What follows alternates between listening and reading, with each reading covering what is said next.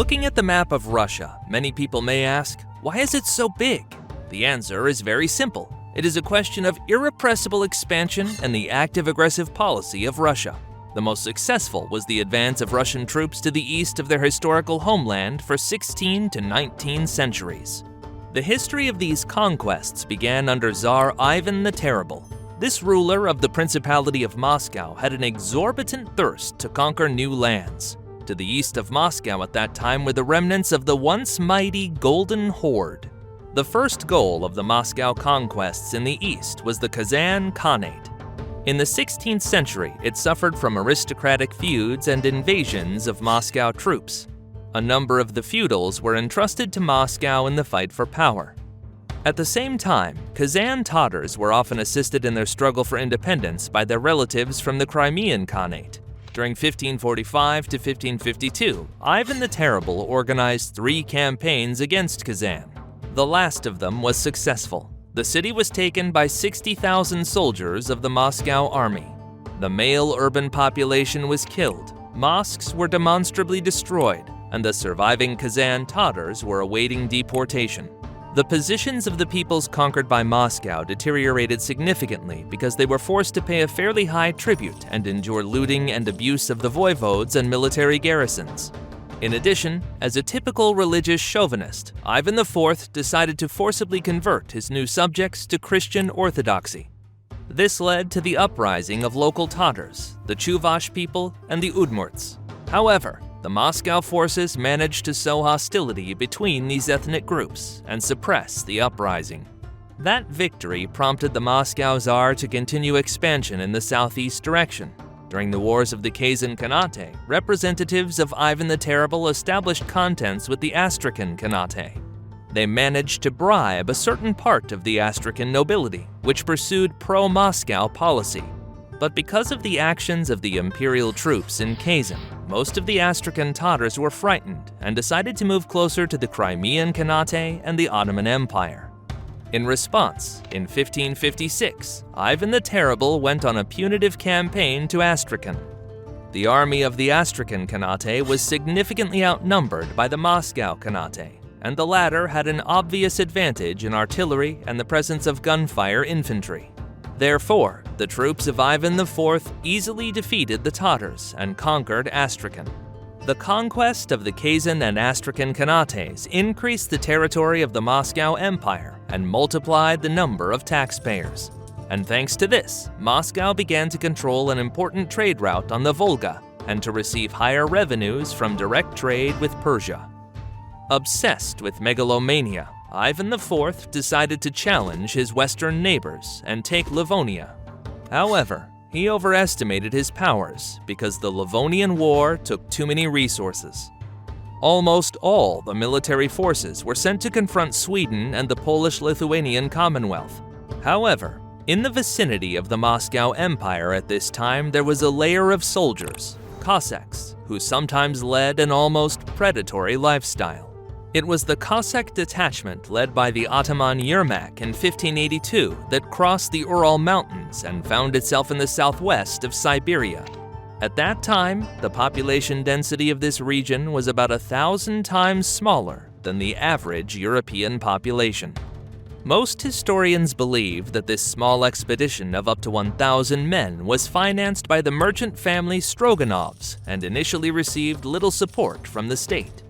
Within 3 years, Yermak managed to inflict a number of defeats to Siberian Khan Kuchum and to conquer most of the lands of the Siberian Khanate. Yermak imposed a high tax on the local population, paid with valuable fur, and the conquerors traditionally did not shy away from robbery, rape, and murder. Therefore, their power did not last long. The Tatars and Ostiaks rebelled and killed almost all the Cossacks led by Yermak. Could the Moscow kingdom forgive the defeat and stop the conquest of these lands?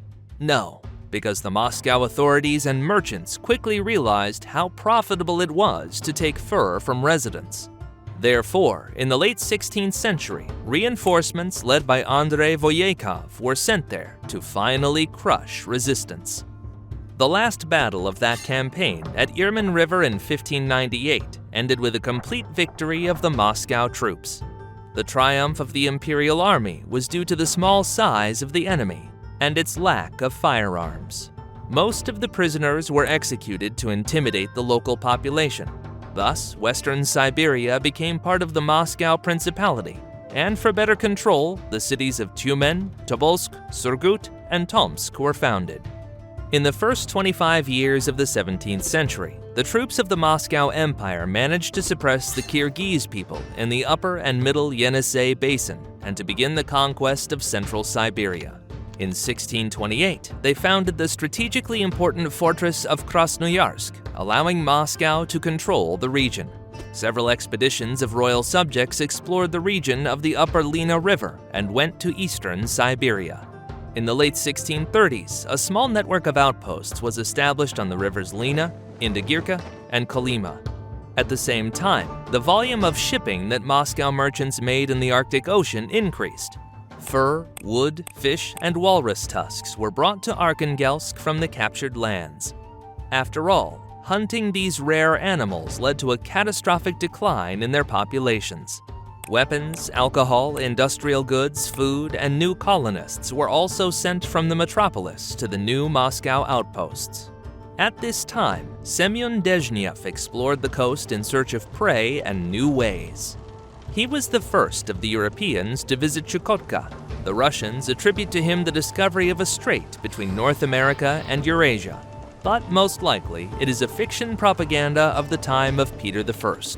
By 1652, the Moscow Kingdom had conquered almost the entirety of eastern Siberia, thus, in 70 years, capturing huge areas of vast natural resources larger than modern Canada.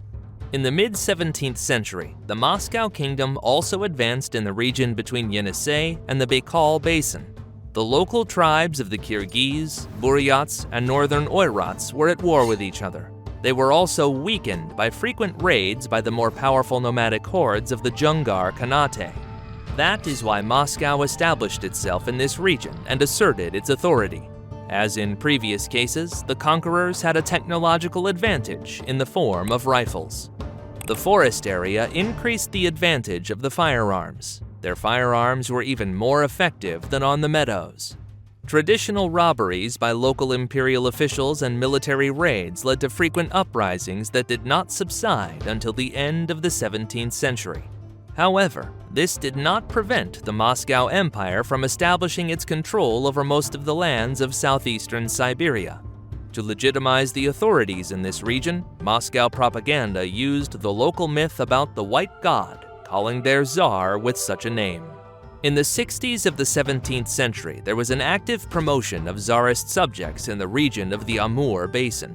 Moscow managed to easily conquer the local tribes of the Evenks, Tunguzik, and Daur peoples.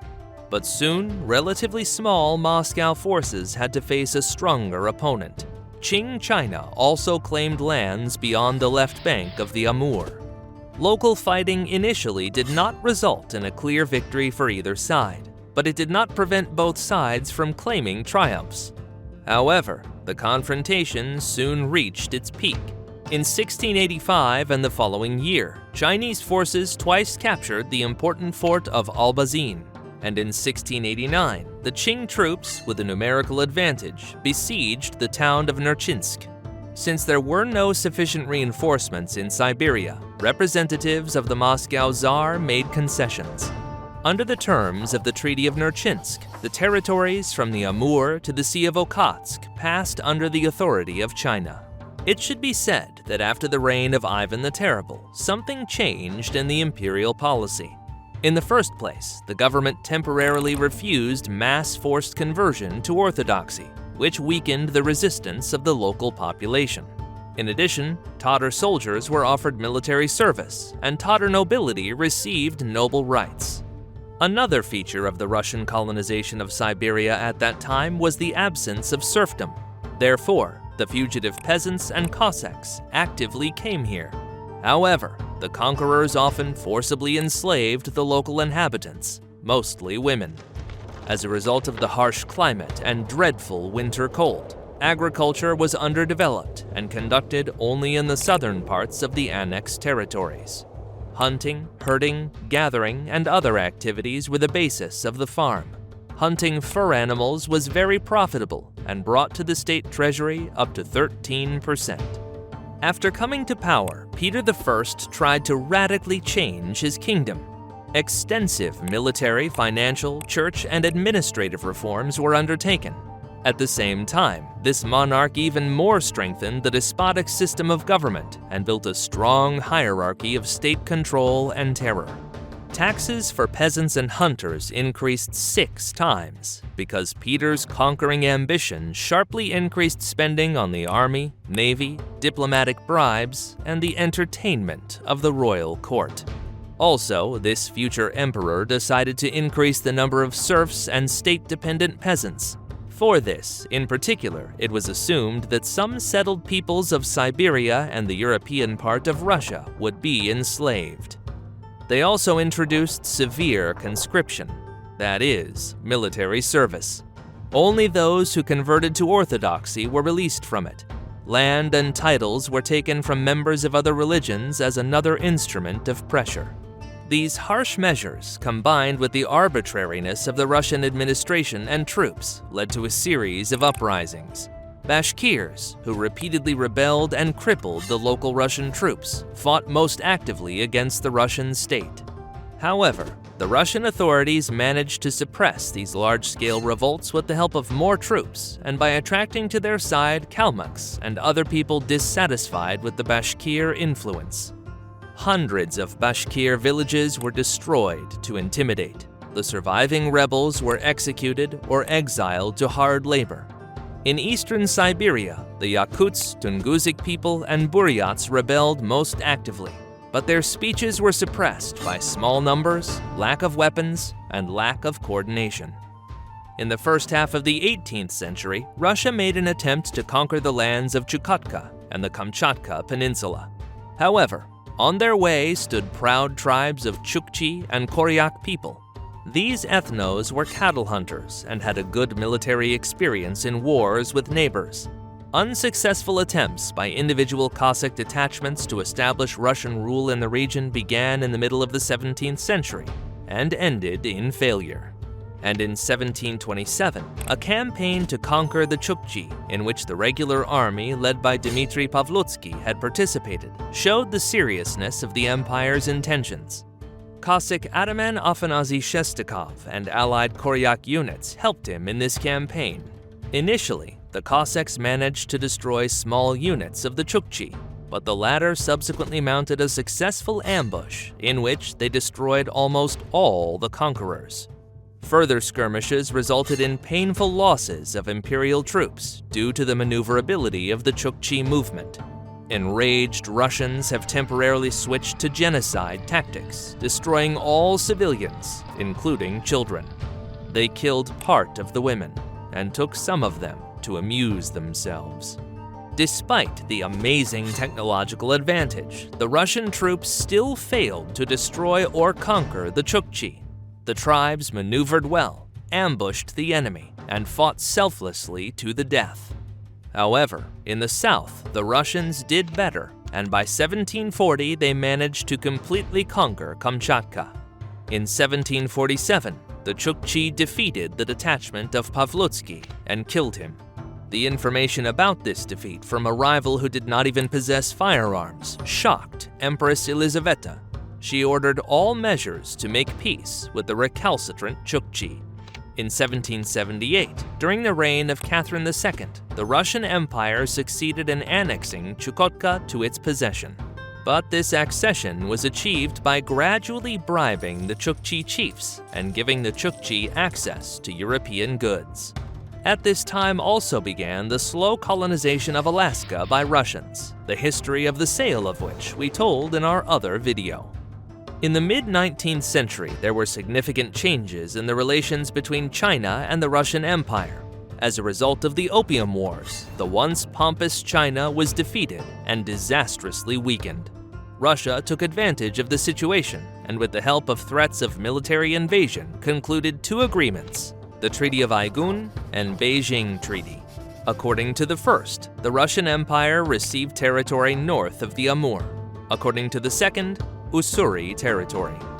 Russia and Japan also made an agreement in 1875, according to which Sakhalin was assigned to the former and Kuril Islands to the latter. At this time, Siberia continued to be actively colonized by the Russians, who at the end of the 19th century accounted for more than 60% of the population of the region. Russification and religious assimilation were also carried out among residents. Violence by Russian troops and officials, disease, and the spread of alcohol were the main reasons for the decline of the indigenous population. As a result of the conquests, they lost their independence and their lands in favor of the Russian colonists and were forced to pay taxes and serve military service in the army, which won them. In such unfavorable conditions, dozens of peoples were destroyed by the Russians or died out. In the early 20th century, the economy of the regions captured by Russia remained backward. The most profitable industries were fur hunting, gold mining in the rivers of Siberia, and iron ore mining in the Urals, firewood, cattle breeding, and other fisheries. The Trans-Siberian Railway was built for faster delivery of troops and goods. Agriculture was mostly confined to the southern zone of the occupied lands due to the harsh climate. However, even with severe weather, Russia managed to get the benefit because Siberia became one of the main places of hard labor. Political prisoners were actively sent there. The Russian Empire sought to further expand its influence in the east and seize new lands. To do this, it concluded a number of profitable contracts with the weakened China, which provided extremely favorable conditions for Russian business in Manchuria. In addition, Russian military bases were established in China. The desire of the Russian authorities to conquer Korea militarily or economically was confronted with the resistance of Japan, which controlled Korea. In the Japanese-Russian War, the Romanov state suffered a humiliating defeat from a state with a 3 times smaller population and a smaller army and navy. Thus, Russia's insatiable imperial ambitions failed, and the empire itself lost its military bases in China and half of Sakhalin to Japan. However, despite the defeats and uprisings of local peoples, Russia has retained most of the territories in the east, and that is why it is still the largest country in the world.